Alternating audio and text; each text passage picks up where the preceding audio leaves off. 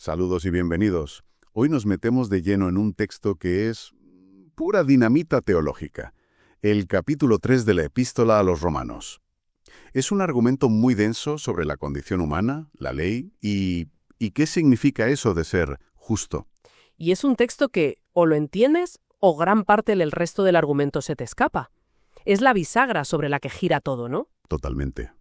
Para explorarlo a fondo nos basamos en dos comentarios. Uno es un extracto de un documento que lo explica de una forma muy pastoral, con ilustraciones que, la verdad, se te quedan grabadas. Sí. Y el otro es un análisis más académico, que va a versículo, desmenuzando cada detalle. Lo bueno es que, viniendo de sitios distintos, ambos nos llevan al mismo punto. Nos ayudan a ver la arquitectura de un argumento que es a la vez demoledor y increíblemente esperanzador. Justo eso. Nuestro objetivo es seguir ese argumento paso a paso para entender por qué, según estos textos, el esfuerzo humano por cumplir las obras de la ley es un callejón sin salida y cuál es la alternativa radical que se presenta. Vamos a tocar conceptos como la justicia de Dios, la redención, la fe.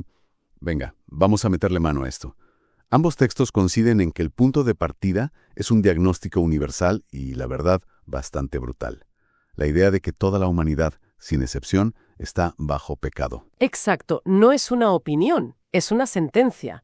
El análisis más detallado, de hecho, lo fundamenta acumulando citas del Antiguo Testamento. O sea, no es algo que Pablo se invente, sino que recoge un veredicto que resuena en toda la Escritura. Claro. Y el lenguaje es durísimo. No hay justo, ni aun uno, no hay quien entienda, no hay quien busque a Dios. Habla de una humanidad que, en su conjunto, se ha desviado y se ha vuelto, dice, inútil, como un alimento que se echa a perder. Y el comentario más pastoral le da una vuelta de tuerca que lo hace muy personal. Señala que no se trata de si somos buenas o malas personas a ojos de nuestros vecinos. Ah, eso es clave. Podemos tener una reputación intachable, ser un pilar en la comunidad, pero ese no es el tribunal que importa aquí. Esa distinción es fundamental. El estándar de medida no es la moral social, que siempre es relativa, sino la santidad absoluta de Dios. Y frente a ese estándar, pues el veredicto es unánime. Por eso, el texto dice algo que pone los pelos de punta. Toda boca se cierra. Sí. Es una imagen potentísima. El silencio absoluto en la sala del tribunal. No hay excusas, no hay atenuantes, no hay defensa posible. ¿Todo el mundo queda bajo el juicio de Dios? ¿Se acaba la discusión? ¿Se acaba la discusión? Se acaba porque se demuestra que la enfermedad es universal. Da igual si eres judío, con la ley como guía, o gentil, sin ella. El resultado es el mismo. Y esto, claro, crea una tensión dramática en el argumento. Entendido. El diagnóstico es universal. Todos culpables. Pero aquí es donde a mí siempre me surge una duda. Si el problema es la desobediencia a la ley, ¿por qué la solución no es simplemente obedecer mejor? Claro, es la respuesta lógica. Parece la respuesta más obvia, pero los textos la derriban con unas analogías potentísimas. Es que esa es la intuición natural, ¿no? Si el coche está sucio, lávalo. Si la ley se ha roto, arréglala cumpliéndola. Pero aquí la ley tiene una función completamente diferente. Uno de los comentarios usa la imagen de un comerciante que usa pesas trucadas en su balanza para engañar a los clientes. Vale, me hago la idea. Si llega un inspector con las pesas oficiales, las que son perfectas e intachables, que en esta analogía representan la ley de Dios, ¿qué pueden hacer esas pesas perfectas? Pues demostrar que las suyas están mal. Solo pueden hacer una cosa. Al ponerlas en la balanza del comerciante, demuestran sin lugar a dudas que sus pesas son falsas. Lo exponen, lo condenan. Pero las pesas oficiales no tienen el poder de transformar las pesas trucadas en pesas justas. Su mera presencia no arregla el problema. Solo lo diagnostica. Solo lo diagnostica. Entonces, el gran ajá aquí es que la ley no es una escalera para subir al cielo, sino un espejo que nos muestra la cara sucia. Exacto. Su función es revelar, no rescatar. Y eso lo cambia todo. No es un manual de autoayuda, es una herramienta de diagnóstico. Precisamente. Como dice el texto bíblico, por medio de la ley es el conocimiento del pecado. El otro análisis usa una metáfora médica que también es muy clara. La ley es como una radiografía. Ah, me gusta. Te muestra la fractura con una claridad innegable. Ves el hueso roto, la gravedad de la lesión. Pero nadie intenta curarse una fractura tragándose la placa de rayos X. Claro, sería absurdo. la radiografía diagnostica, no cura. Me gusta esa imagen porque además implica que intentar curarse con la ley sería contraproducente. No solo no ayude, sino que te hace daño. Y supongo que por eso el texto, después de cerrar todas las puertas, tiene que dar un giro de 180 grados. Por eso la conclusión a la que llegan ambos comentarios es la misma, y es tajante. Por las obras de la ley, ningún ser humano será justificado. Punto final al camino del esfuerzo propio. Vale, esto nos deja en un callejón sin salida, y es un momento de máxima tensión en el argumento. El texto ha cerrado todas las puertas, ha demostrado que toda la humanidad está en el mismo barco, y es un barco que se hunde. Y la única herramienta que parecía que teníamos, la ley, resulta ser un ancla, no un salvavidas.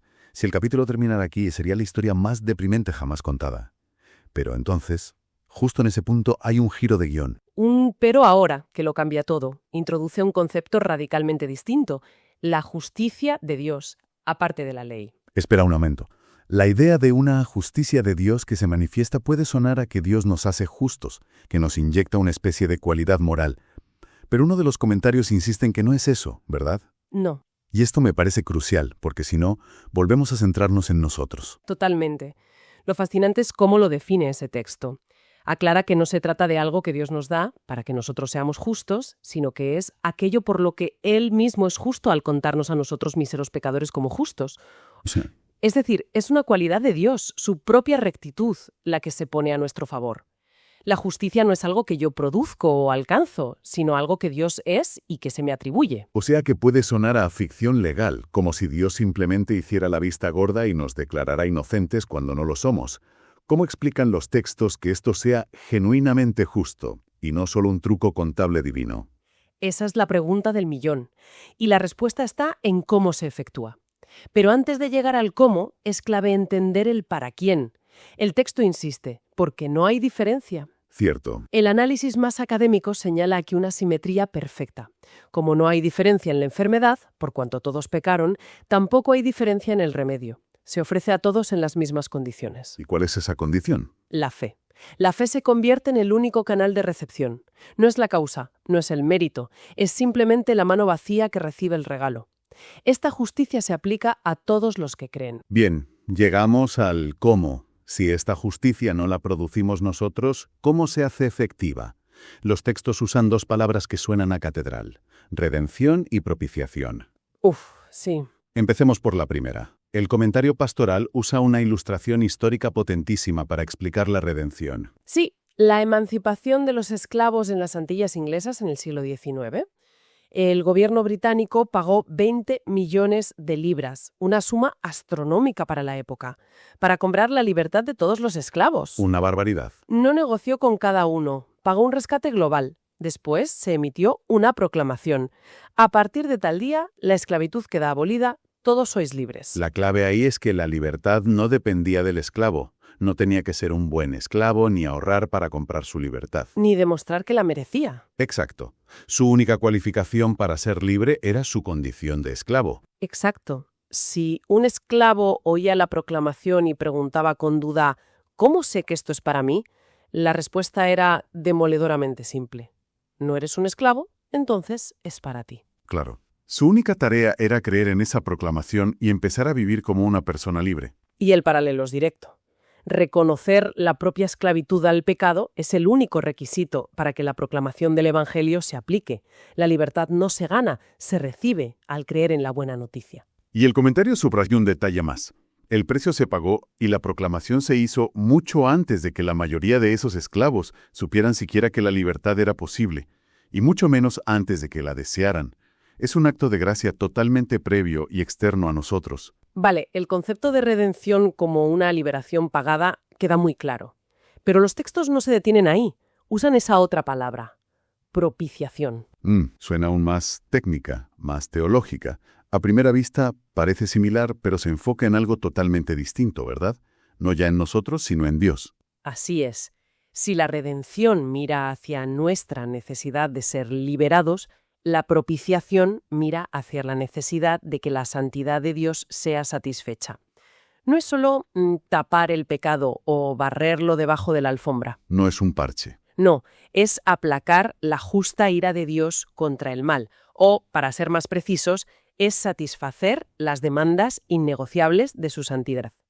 El análisis académico lo explica diciendo que Cristo es expuesto públicamente como un propiciatorio. Como un lugar de sacrificio. Exacto, un lugar de encuentro donde la justicia de Dios y su misericordia pueden coexistir sin contradecirse.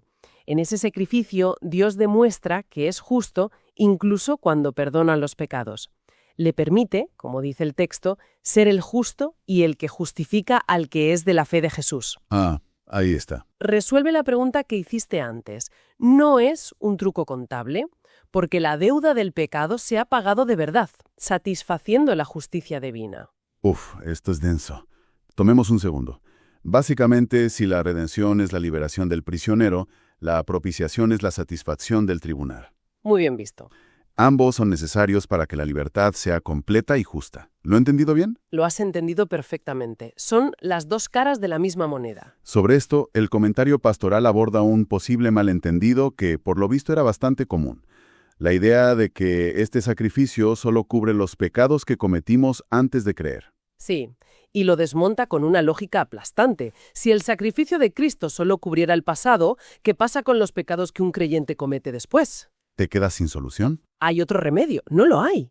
Esa idea dejaría al cristiano en un estado de ansiedad perpetua y, de hecho, en una situación peor que la de un judío bajo la antigua alianza, que al menos tenía un sacrificio anual para cubrir los pecados del año. Claro, no tendría ningún sentido. La conclusión es la única posible.